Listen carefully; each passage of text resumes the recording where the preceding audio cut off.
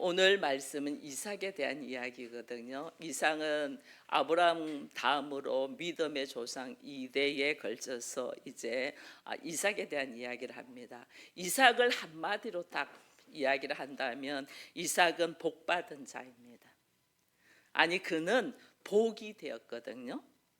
그 복이 그 자손에게 또 흘러 넘쳐서 있는 것을 보여주거든요. 그래서 오늘 우리는 이삭의 삶을 통해서 어떻게 그가 복이 되고 또 그 복을 어떻게 자손에게 물려주게 되었는가를 깨달아서 나도 복이 되고 내가 받은 이 하나님으로부터 받은 복이 어떻게 내 후손에게 내 자손에게도 흘러 넘치는 은혜가 우리 모두에게 있기를 바랍니다. 이 첫 번째 보니까 이삭이 흉년을 피해서 다른 곳으로 가게 되는 모습을 보게 되거든요. 이 가나안 땅은 흉년이 자주 들어요. 이게 아브라함 때도 흉년이 들었잖아요. 근데 또 이삭 때도 흉년이 들었어요. 나중에 보면 야곱 때도 또 흉년이 또 들어요. 룻 때도 또 흉년이 또 들어요. 왜냐하면 비가 잘 안 와. 비가 잘 안 와서 자주 가물어. 이게 곡식이 잘 되지가 않죠. 그래서 흉년이 잘 들어요. 그래서 이들은 이 흉년이 되는 이 모습 속에서 심각한 이 경제의 삶의 생계의 문제들이 생겨버리는 거예요. 그러니까 아브라함 때에도 흉년이 오니까 애굽으로 내려간 것처럼 이삭도 어떻게 하려고 하냐면 이렇게 지금 이게 아브라함이 걸어간 경로인데 제일 왼쪽 제일 밑에 보면 애굽이 있잖아요. 그죠? 이게 애굽으로 쫙 내려가는 거예요. 아브라함 때 애굽으로 내려갔거든요. 애굽 위에가 그랄이라는 곳이에요.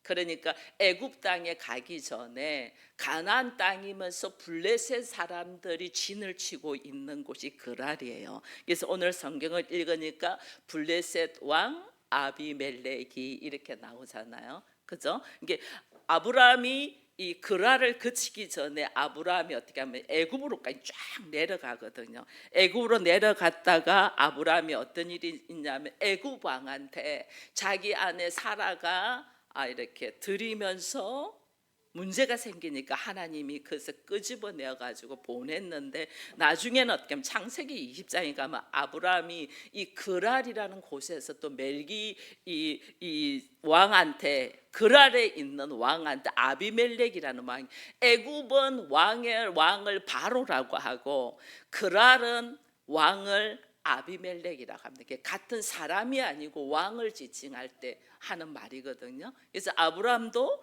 그 아비멜렉 왕한테 자기 아내를 누이라고 속여가지고 한 적이 있었어요. 그래 있었는데 지금 여기에 이삭도 애굽으로 흉년이 드니까 아버지가 애굽으로 내려갔으니까 자기도 애굽으로 내려가려고 하는데 애굽으로 내려가려는 것을 하나님이 막으면서 애굽으로 내려가지 말고 그랄이라는 곳에 있으라고, 내가 내게 지시한 땅에 있으라 그럽니다. 그것이 2절에 지금 이야기하는 거잖아요.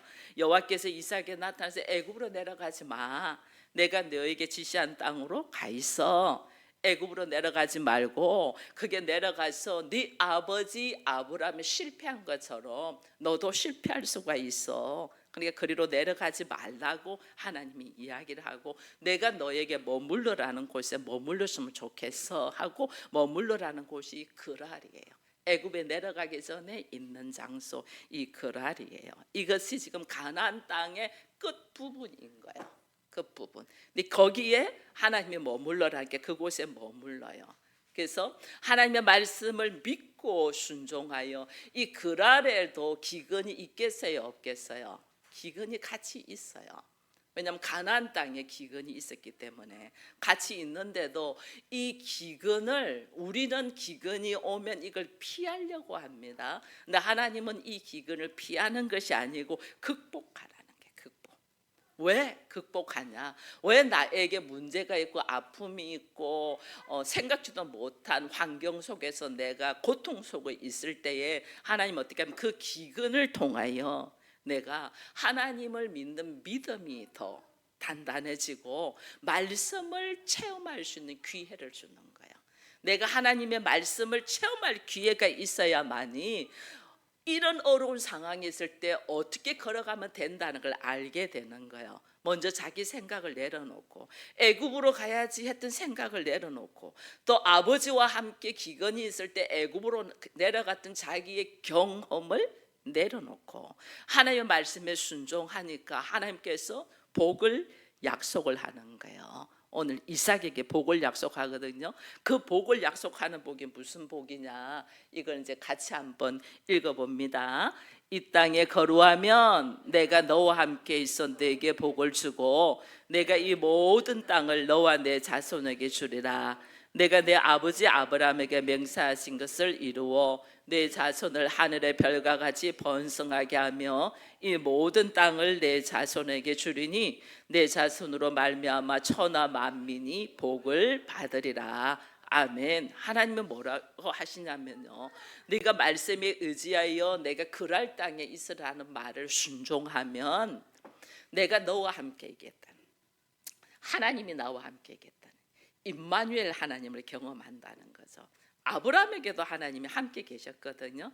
아브라함이 하나님이 함께 계시니까 아브라함에게 어떤 일이 있을 때마다 하나님이 나타나셔서 일하신 것을 여러분이 압니다. 애굽의 왕에게도 네가 그 아브라함의 철을 네가 데리고 왔은정 네 가정에 네 나라에 하나님께서 저주하는 말씀을 하시거든요. 깜짝 놀래서 보내주거든요. 그 다음에 그랄에 와서도 아비멜렉에게 하나님께서 나타나셔서 아브라함에게 그 사라를 돌려보내도록 하시거든요. 이게 뭐냐? 아브라함은 아무것도 못했어요. 아브라함은 자기가 죽을까 봐서 아내를 누이라고 속여서 왕에게 바쳤을 뿐이에요. 근데 하나님이 일하시잖아요. 하나님이 일하셔서 그 왕들에게 차단합니다. 그 사람 건드리지 말라고, 오히려 돌려보내면서 하나님의 일하심을 경험하게 된다. 이게 임마누엘의 하나님의 축복이에요. 여러분 성도들에게는 이 임마누엘의 하나님이 항상 나와 함께 계시는 축복이 얼마나 귀한지를 모르요. 하나님 나와 함께 계신다. 내 안에 계신 거예요. 내 안에 계시니까 내가 하나님의 나라가 되고 내가 하나님의 거처가 되고 나로 통하여 하나님이 일하신다 그 뜻이거든요. 이 엄청난 축복이 우리에게 있음을 알고 우리는 하나님이 내 안에 거할 수 있도록 간구하는 우리가 되기를 바랍니다. 예수님이 이 땅에 오심도 하나님이 우리와 함께 하신다는 뜻이거든요. 예수로 말미암아 하나님이 우리가 함께 하는. 내가 예수를 그리스도로 하나님의 아들로 내가 받아들이고 영접하면 성령이 내 안에 들어오셔서 나로 하여금 하나님을 경험하게 되고 하나님의 나라를 보게 되는 거예요. 내 마음 안에 하나님의 나라.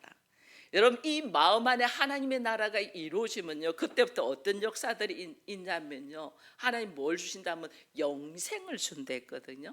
네가 하나님의 자녀이기 때문에 하나님의 자녀라는 것은 하나님이 나를 예수 그리스도와 동등하게 생각한다는 거예요. 예수 그리스도 동등하게 예수는 어떻게 해요? 영생의 영이 있잖아요. 그 영생의 영이 나에게 오는 거예요. 영생의 영이 나오게 온 게 사람들은 죽음을 두려워한대잖아요. 근데 내가 부활을 할 수 있고 영생의 영이 있으니까 죽음을 두려워하지 않는 거예요. 어떤 사람도 두려워하지 않는 거예요. 내 안에 있는 두려움을 몰아내니까 나의 삶에 뭐가 있냐면 형통함이 있는 거예요. 그래서 우리가 예수가 내 안에 있는 자와 예수가 내 안에 없는 자의 차이점이 엄청나게 있는 거예요. 하나님이 나와 함께 하시는 복이 하나님께서 오늘 허락되어 있음을 알고 우리의 입술을 열어서 그 복을 우리가 받을 수 있는 자가 되기를 축원드립니다. 하나님께서 우리에게 약속하신 이 복이 오늘 이삭을 통해서 보니까 어떤 일이 있냐면 보니까 땅과 자손을 약속하잖아요.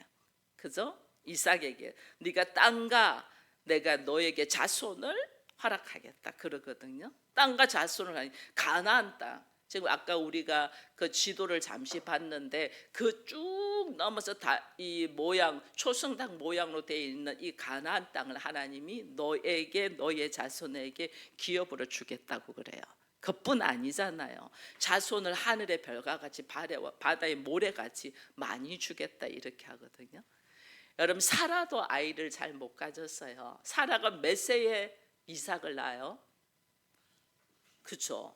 90이 돼가지고 이삭을 낳아요. 이삭의 아내는 누구예요? 리브가도 자녀를 잘 못 낳았어요. 그래서 기도하는 중에 하나님이 나중에는 쌍태를 주는 거예요. 그것이 에서와 야곱이 나오는 거예요. 그렇게 되거든요. 그래서 나에게 전혀 불가능하고 없을 것 같은데 하나님이 역사하셔서 자녀가 생기고 그 자녀들이 나중에 야곱을 통해서 12아들이 되고 그 12아들이 엄청난 역사들이 일어나서 오늘 우리도 하나님의 자녀가 아브라함의 후손이 되어 있잖아요. 하늘의 별과 같이 땅의 모래와 같이. 근데 우리 안에 하나님께서 이 복을 주시는데 땅과 자손의 복을 주시는데 하나님이 그냥 주시는 것이 아니고 아브라함에게 약속한 것이 뭐냐면 네 자손들이 애굽에서 400년 동안 종살이 한다 이래. 그냥 자손과 땅을 주면 그냥 행복하게 살면 되는데 왜 400년 동안 종살이를 시키냔 말이에요. 이게 오늘 이삭이 기근을 만난 그 모습이에요. 하나님은 하나님의 자녀로 세우는데 하나님의 자녀를 세워서 그냥 우리가 표현하는 우리 저렇게 어린아이가 있는데 부모들은 이 아이들이 꽃길만 걷기를 원하잖아요. 그죠? 근데 하나님은 하나님의 자녀들을 꽃길만 걷기를 원하지 않아요. 험난한 광야의 길로 오히려 애굽의 종으로 보낸 애굽의 종으로 400년 동안 보낸다니까요. 400년 동안 종살이하고 그러고 나중에 430년 후에 하나님이 다시 이끌어내어서 그 자손들에게 여호수아와 갈렙을 통해서 가나안 땅을 정복하도록 하나님 만드시거든요.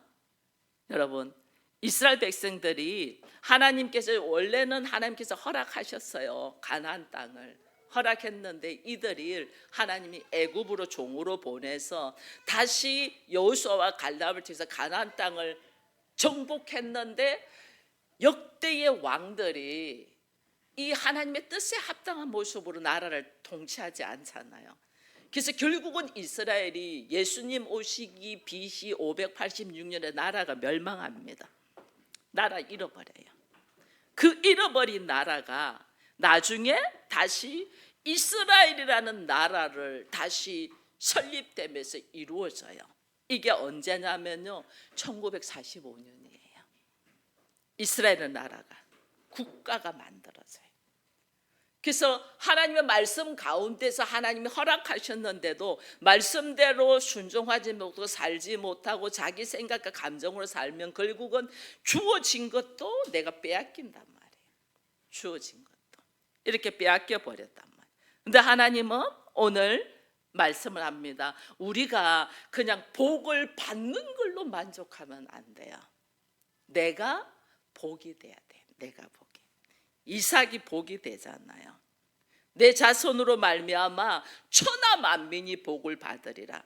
내가 복이 되어야만이 나를 통하여 다른 사람들의 복이 흘러넘치는 거예요.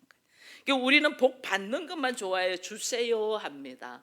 주세요 받으면 이거 받은 것은 잠시 있으면 없어져요. 빼앗기게 돼요. 사단이 뺏어도 가요. 사단이 절대로 빼앗아 가지 못하도록 하는 것은 내가 복이 돼버리면 되는 거예요. 내가 복이 되면 사단이 못 뺏어가요. 그냥 내가 복을 받아서 이렇게 소유만 하면 이거는 언제든지 빼앗길 수 있어요. 그래서 하나님은 내가 복이 되기를 원하는 거예요. 내가 하나님이 이삭을 복이 되게 하신단 말이에요. 아브라함의 씨를 통하여 천하 만민이 복을 얻는다는 약속을 하나님 하셨잖아요. 약속대로 하나님이 이삭을 통하여 복을 주는 거예요. 이삭 그 씨를 통하여 복을 주는 거예요. 그 이삭을 통하여 결국은 어떻게 되면 예수 그리스도가 오시잖아요. 그 예수 그리스도를 통하여 만민에게 복을 받을 수 있고 복이 될 수 있는 길을 여시잖아요. 여러분, 그래서 복음은 내가 예수를 영접함으로 통해서 예수를 통하여 우리가 어떤 게 있냐면요, 하나님이 약속하신 성령이 있어요. 이 성령을 받아서 시작되는 거예요, 오늘.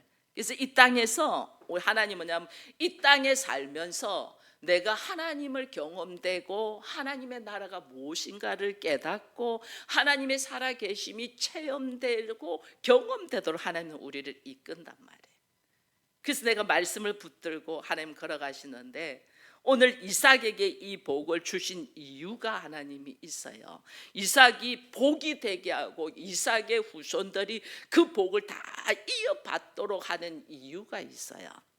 그게 창세기 26장 오늘 우리 읽었는데 5절 말씀에 있습니다. 같이 한번 읽어볼까요? 이는 아브라함이 내 말을 순종하고 내 명령과 내 계명과 내 율례와 내 법들을 지켰습니다. 아멘. 여러분 봐보세요. 아브라함이 하나님의 말씀에 순종을 해서 이삭에게 복을 준다네. 부모님의 신앙이 이렇게 중요해요. 부모의 신앙이 왜 그렇게 중요하냐면, 아버지 아브라함이 이삭을 데리고 그의 삶을 신앙으로 살았던 삶이 있잖아요. 그죠? 본토 아비집을 떠나라 할 때 아브라함이 본토 아비집을 떠났습니다. 그죠? 그런데 하나님이 하늘의 별과 같이 땅의 모래같이 네 자손을 많이 주겠다고 했는데, 자기의 상식과 자기의 경험으로 볼 때 나도 나이 많고 내 아내도 나이 많는데 어떻게 아이를 가지지? 해가지고 아브라함이 인간적인 방법을 통해서 하갈을 통해서 이스마엘이라는 아이를 낳습니다. 그럼 내 첫 번째 자녀야. 그렇게 아들 하나만 달라고 아브라함이 그렇게 소원을 했는데, 하나님이 사라를 통해서 아니고 사라의 몸종을 통해서 아들을 가졌어. 그것도 아내가 강요했어. 내가 원해서가 아니고 아내가 강요했어. 내 몸종이 난 자식은 내 자식인즉 당신이 내 몸종에 들어가서 애 낳아라. 나는 나이가 많아서 애 못 낳아. 그러니까 아내가 강요해서 아이를 가졌지만은 그것이 내 첫 번째 자녀잖아요. 그렇게 가지고 싶은데 내 첫 번째 자녀 85세에 아이를 가집니다. 얼마나 기했겠어요. 얼마나. 근데 하나님이요, 100세에 이삭을 주시면서 100세에 이삭을 주는데, 이삭은 어린아이야. 근데 이스마엘이라는 아들을 가졌잖아. 이스마엘은 나이가 있어. 그 아이를 괴롭히겠죠. 그죠? 그 사라가 딱 보니까, 아니 내 아들을, 내 종의 아들이 막 가지고 노네. 안 그러겠어요?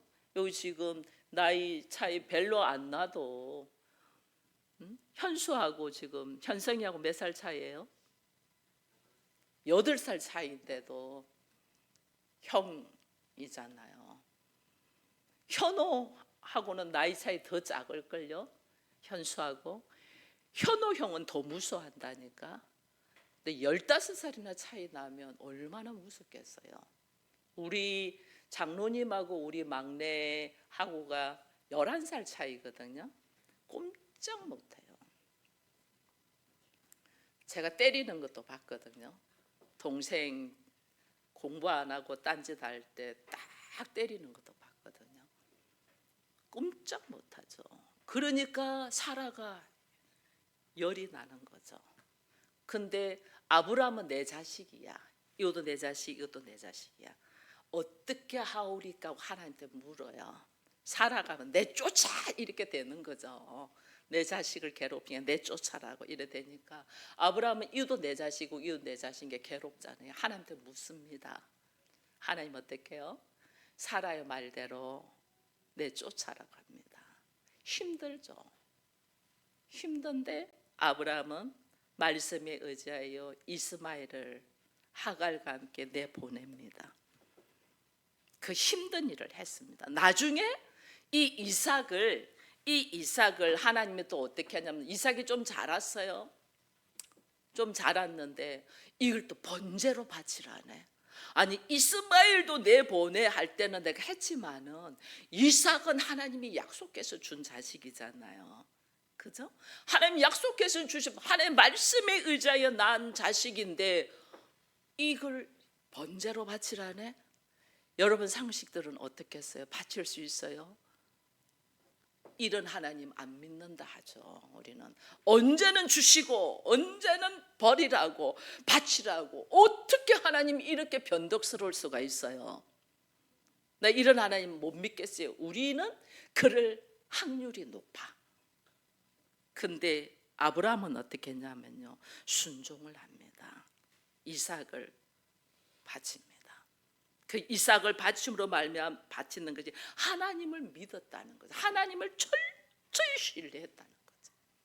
말씀에 순종했다는 거죠. 이 말씀의 순종이 하나님과 인간관계가 깨어진 관계가 회복되는 거예요. 말씀의 순종이. 그것을 이삭은 몸으로 체험했잖아요. 그 아브라함이 내 아버지 하나님이 이삭에게 내 아버지 아브라함의 순종을 말미암아 내가 너에게 복을 준다 이렇게 하거든요. 부모의 믿음이 엄청난 역사가 자손에게 일어난다는 걸 여러분 아셔야 돼요. 아버지의 순종하는 삶을 이삭은 몸으로 배우면서 눈으로 보면서 살아왔잖아요. 이삭을 한마디로 말하면 제가 처음에는 복 있는 사람이라고 했는데 그 사람을 한마디로 딱 말하면 순종의 사람입니다. 그 순종을 어디에서 배웠냐? 아버지 아브라함에게서 배운 거예요. 아버지 아브라함. 여러분들의 믿음이 여러분들이 입으로 말한다고 자녀들이 듣는 게 아니에요. 이 자녀들은 부모의 사는 삶의 모습을 보고 그대로 배워요. 그래서요, 아들들은요 아버지하고 말하는 말투도 비슷하고 목소리도 비슷해요. 아이들 말하는 말을 들어보세요. 엄마가 쓰는 용어들을 쓴다니까요. 우리는 안 쓰는 것 같죠.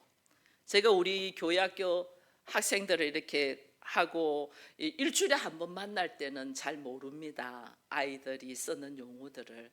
근데 제가 수련을 하고 24시간 같이 있어 보잖아요. 그럼 아이들 쓰는 용어들이 그냥 귀에 탁탁탁 다 들어옵니다. 들어오는데 이거는 엄마가 쓰는 용어를 그대로 쓰더라니까 아이들이. 우리 장로님 한 번씩 깜짝깜짝 놀랄 때 있습니다. 우리 아들이 쓰는 말의 용어를 보고 어째 나랑 이렇게 똑같을까 그럽니다. 이거요 가르쳐주지 않는데도 그들의 삶을 통해서 그들이 배운다는 거예요. 안다는 거예요. 우리는 뭘 자녀에게 우리가 입으로 아무리 잔소리하는 말은요 듣기 싫어해요. 듣기 싫어요. 근데 내가 삶으로 어떻게 사는가를 보면 자식은 그대로 배워요. 이삭은 어떻게 해서 순종의 사람이 되었냐? 아브라함이 철저하게 하나님 말씀에 순종하는 것을 몸으로 배웠던 거죠. 그래서 그가 철저하게 기근 속에서도 애굽으로 가면 좋겠어. 근데 하나님은 가지 마. 그냥 글 아래 있어. 그럽니다. 그러니까 내가 굶어 죽어도 하나님의 말씀이 그곳에 있으라 하셨음에 애굽으로 내려가지 아니하고 글 아래서 생활을 합니다. 글 아래서 생활하는데 여러분 놀라운 일이 일어나요. 여러분, 저는 여러분도 이삭의 축복을 받기를 축원드려요. 이삭의 축복이 여러분들에게 있으려면 여러분들에게 순종의 역사가 있어야 되거든요. 근데 하나님이 이삭을 어떻게 축복해 주셨나 같이 한번 읽습니다. 그 해에 100배나 얻었고 여호와께서 복을 주심으로 장대하고 왕성하여 마침내 거부가 되었더라. 아멘. 여러분, 저와 여러분들이 거부가 되기를 축원드립니다. 이거 그냥 되는 게 아니에요. 근데 하나님은 또 그냥 될 수 있도록 방법을 가르쳐줘요. 아브라함의 믿음을 따라서 순종한 이삭에게 하나님 허락하시는데 그 땅에 기근이 들었어요. 그 땅에 기근이 들었다는 건 삶이 다 어렵다는 거예요. 지금 우리나라도 힘들잖아요. 물가가 막 올라가고. 이 어려울 때에 하나님 어떻게? 이삭이 농사를 지었는데 100배나 얻게 했다는 거예요. 여러분 100배가 어느 정도인 줄 아세요? 만 원짜리가 100만 원이 된다는 100배야. 만 원짜리가 100만 원 돼. 100만 원짜리가 1억이 되는 게 100배야. 하나님은 30배, 60배, 100배의 축복을 준다는 거 우리가 알고 있습니다. 그렇죠? 30배만 받아도 엄청나잖아요. 근데 하나님은 우리에게 100배의 축복을 줘서 결국은 거부가 되게 한다. 어떨 때? 말씀에 의지하여 순종할 때. 양과 소와 종들이 많아졌다.